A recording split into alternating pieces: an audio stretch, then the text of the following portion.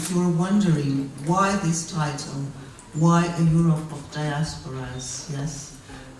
This is a European project that is implemented by the Armenian General Benevolent Union Europe, who is represented here by Mr. Nicolas Tavitian, with whom, as I said earlier, pulls together this whole academic event. It's actually the 6th meeting, yes, if I'm not wrong, within this network and this project that started to take place 1 year ago. Mr. Tavitian is going to present this project, what happened in between 2015 and 2016, and which is the philosophy behind this network. Nicolas, the floor is yours. Thank you. Can you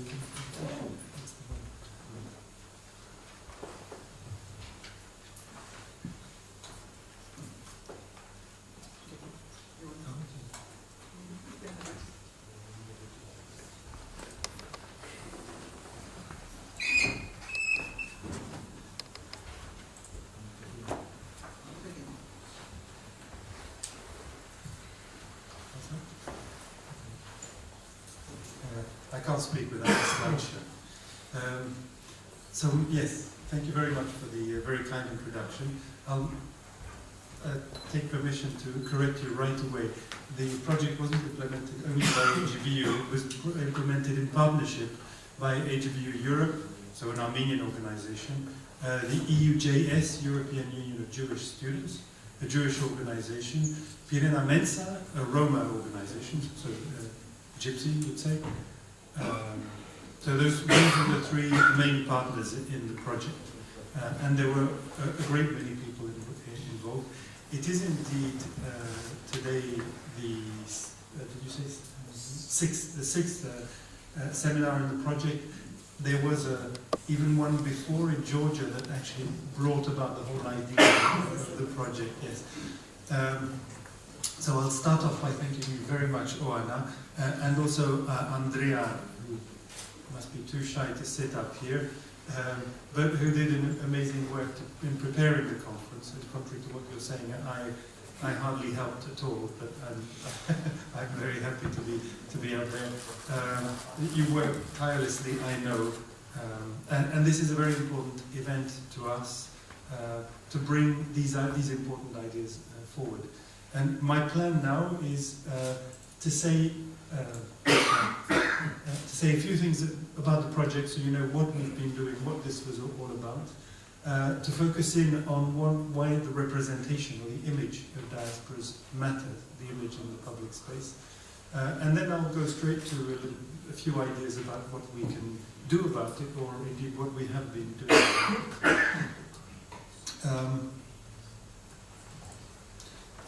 A couple of words about myself, for instance, in AGBU. AGBU is a large Armenian organization of the diaspora. It was founded in Cairo in 1906, so that's 110 years ago this year. And then it moved around the world and it evolved with the diaspora. And its headquarters are today in New York, and in 100 years, who knows? The diaspora is a shifting adventure, a moving adventure. It evolves with history, but it's always kept certainly one focus on the Republic, on Armenia, and today on the Republic of Armenia, where it invests a lot. So a few words about the project, the Europe of Diasporas. I mentioned these are the communities that have been involved, so you might recognize the symbols. The symbol on the left is for the Roma. The second one is the Armenians. The third one, that one is well known, is the Jews. And the fourth one is the Assyrians. These are the logos of the organizations I mentioned earlier. We held a series of seminars. This is a picture from the first seminar, where we brought together people from all these communities to discuss what is a diaspora, what are the issues we want to deal with together. This is a quick list of some of the events that had taken place. We've since I forgot on the list there, seminar that took place in Warsaw in September, and of course today's conference as well. We held a major conference in the European Parliament where Andrea, one of the organizers of this conference, was awarded a prize for the best photo that resulted from a photo competition we organized. You'll see the photo a little bit later on, and if we go and see the exhibition, you will see her photo in the exhibition as well. A very striking photo, and you'll understand why that photo got her the first prize. So what have we been discussing? What the diasporas have in common. So what is it that makes a diaspora a diaspora? It may sound like a trivial question, but you'll find that there is a lot to talk about, and many people question, what are we people doing together? What do the Romans, the Jews, and the Armenians, or the Assyrians have to do with one another? What are the issues that preoccupy our different communities? And we'll find sometimes they're similar issues. Sometimes it's very different. Just to take two examples, the remembrance of genocides is obviously something that's very central to the political agenda of these different communities. On the other hand, their social agendas, you might say, or educational agendas, can be very different. The problems affecting Roma communities, especially in a country like Romania or its neighbor Bulgaria, are very different from the problems affecting the Jewish or Armenian communities in these same countries. And finally, it wasn't just about talking and exploring our issues, it's also about what shall we do to get the assumption of the project that there is something to be done together. I put in this paragraph here because I think it's our consensus definition of what a diaspora is, and I think it's important we can use the word diasporas in many ways, but it's important to be clear on the way it was used in the context of this project. The quote says, we are diasporas of Europe, we are dispersed over many countries, yet we share a common, durable identity across borders. The idea of dispersion is there, of course, and the idea of durability. A diaspora does not exist just for one generation. It's something that certainly evolves, but remains. It's something that has a historical dimension as well. So that would be our definition. And you'll notice here, we don't talk about home country or homeland. It doesn't need to be intrinsic to the definition of diaspora, which doesn't mean that it's not important for some of them. But you'll find that for the Roma, for instance, homeland, for most of their existence, did not matter. They do notionally have, the Roma come from somewhere. It's now agreed that they come from India historically, somewhere between 1,000 and 1,500 years ago. But that story was not carried with them by the people who arrived in Europe. That's something that linguists and now geneticists have later discovered, but it's not something that was at the center of the Roma consciousness. What did we discuss together in the project? Very briefly, as you might imagine, questions of heritage. If you're involved in one of these communities, I think you'll recognize these key words and what they mean. Questions of heritage, relations with a state or not. So in the case of the Armenian diaspora, how we relate to Armenia is a constant subject of discussion, and you can imagine for the Jewish diaspora as well. Questions relating to education, remembrance, I already mentioned, of course, prejudice, and the negotiating identities. In other words, how do you deal with multiple identities, with mixed marriages, with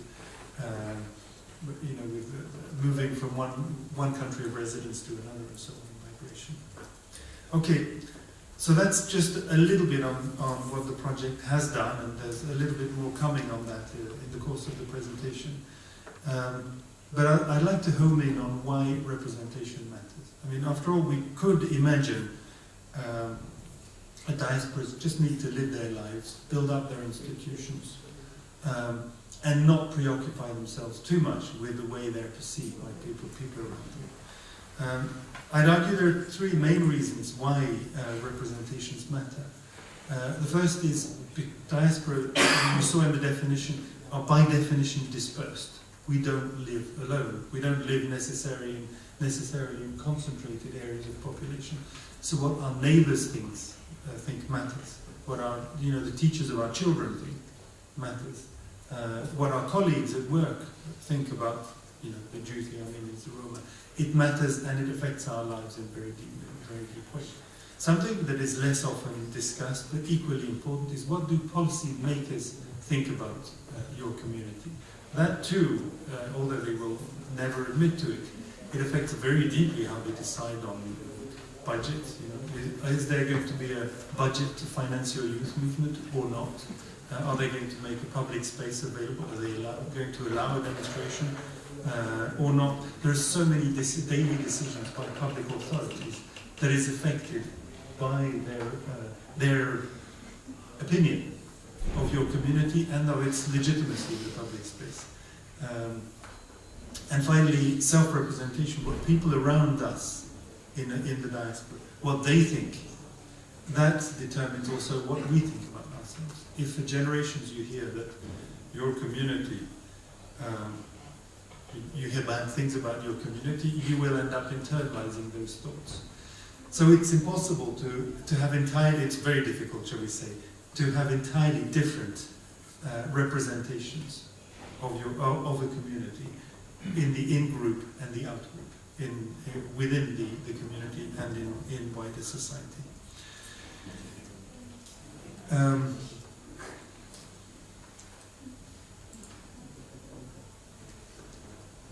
So, in speaking a little bit more practically, we've been discussing in the project what can go wrong, how are diasporas misrepresented. And again, this is very cursory, and I look forward to deeper discussions and more specific discussions in the rest of the conference on these subjects.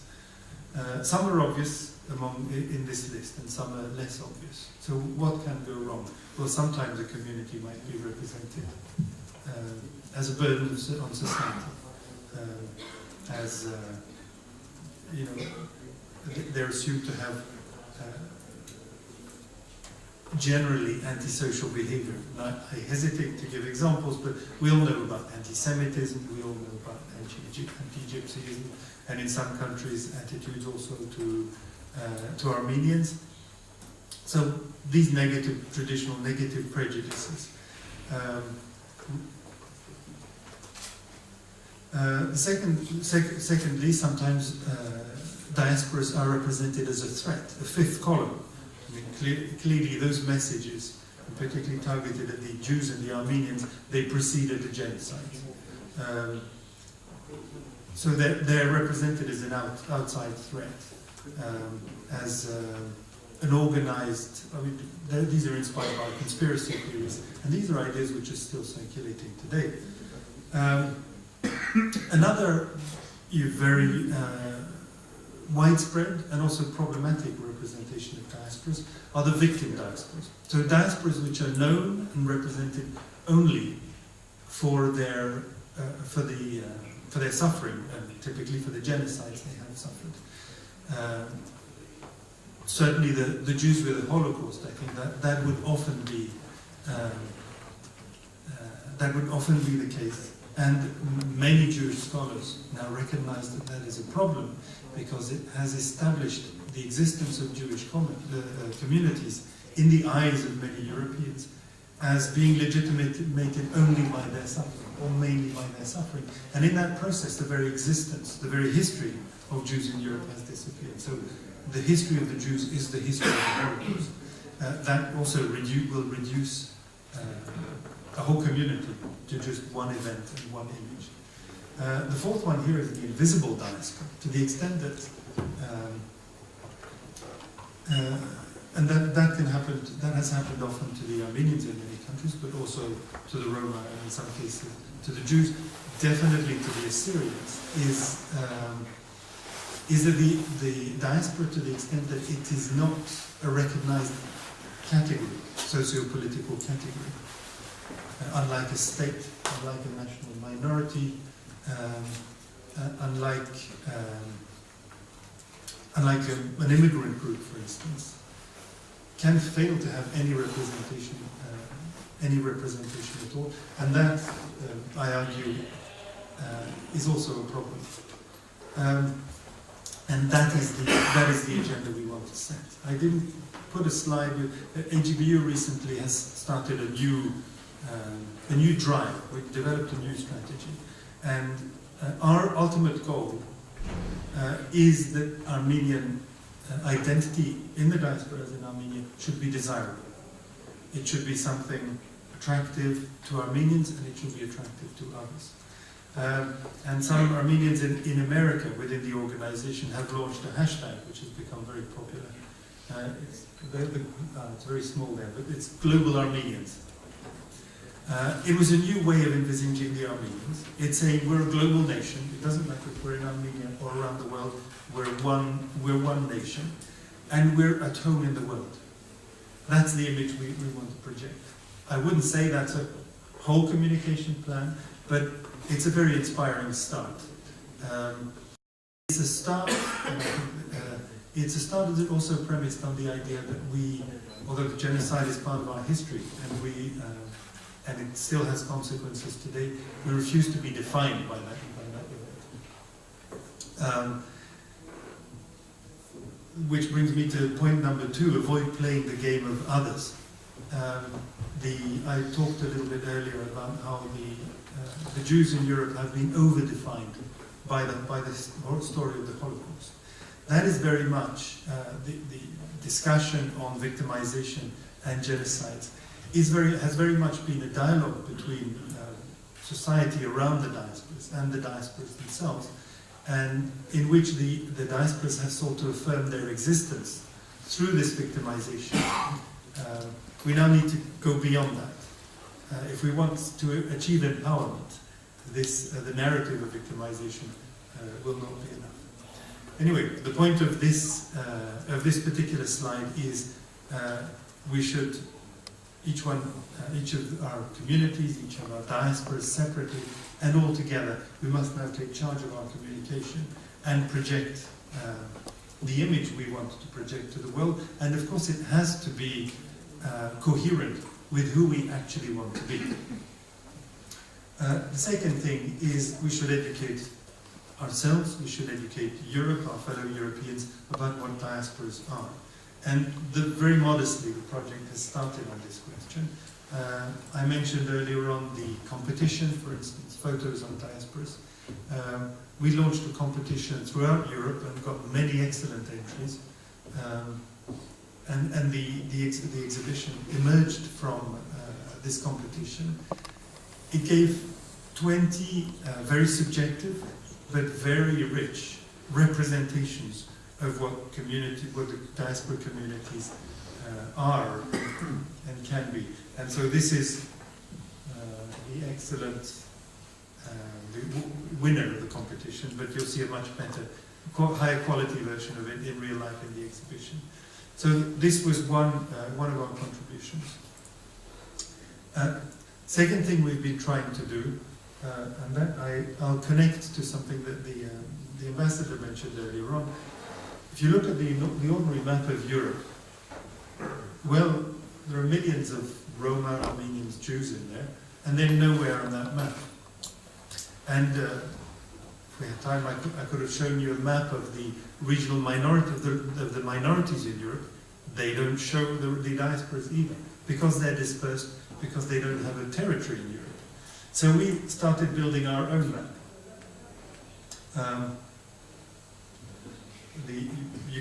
So it's on the website. I invite you to go to the website. I could connect now, but maybe it would take up too much time. On this map, of course, we don't have a territory, but we have an awful lot of landmarks. There are places, there are events, there are people that have marked the history of all these communities. And we started placing them on the map, and I can tell you there's an awful lot. And we're learning an enormous amount about our communities at the other end of the continent. And these are usually people, these are usually events and landmarks that say, there'll be Roma history in Poland that the Roma in Spain have no idea about.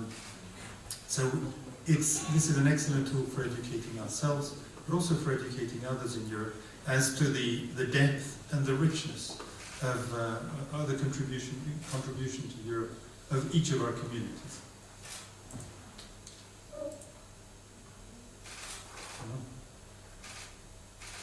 What's going on with the slide? Oh. It looks like you're going to see the website after all, right? So this is the map.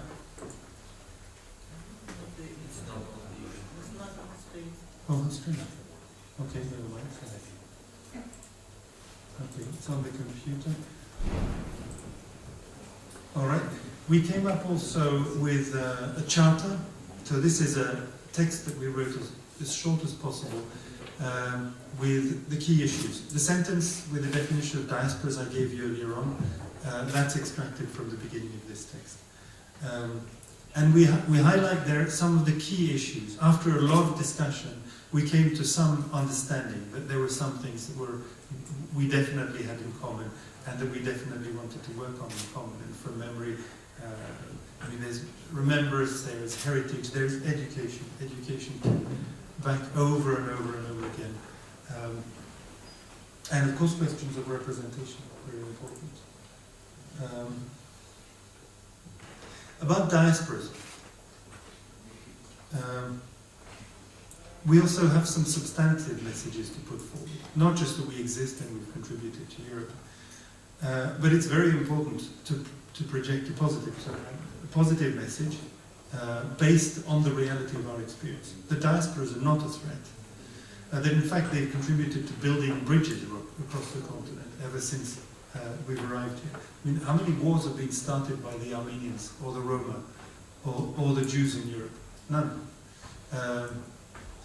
And which state can claim as much? So the diasporas are a factor of peace and communications within the continent. They're one of the fibers that keeps the texture of the continent stronger, that makes it stronger. Also, diasporas have developed out of necessity cooperative, human-centered survival strategies, precisely because they didn't have access to state resources, and of course to state violence. So if you cannot use force, you have to use other strategies. So they developed skills in these fields. And finally, because diasporas move from one country to another, they favor good government. When the Jews were persecuted in Spain, they moved to the Ottoman Empire. And their skills, their capital, came to reinforce the Ottoman Empire. And in those days, that was a long time ago, the Ottoman Empire was relatively better run than the Spanish kingdom, or more tolerant at least.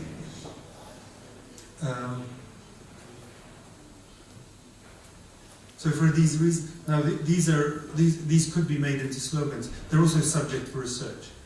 When the ambassador said too little research has been carried out on the diasporas, what they have in common, on their dynamics, on their sociology, I definitely concur. And if one of the agenda items we could put forward was that, I think that would be extremely useful. And with this, I'll end this presentation. I hope I haven't been too long. Benny is here. Okay, and we have Benny online, who is the president of the EU journalists. No, you stay in charge. We should switch seats because. Can I connect with him? Yeah.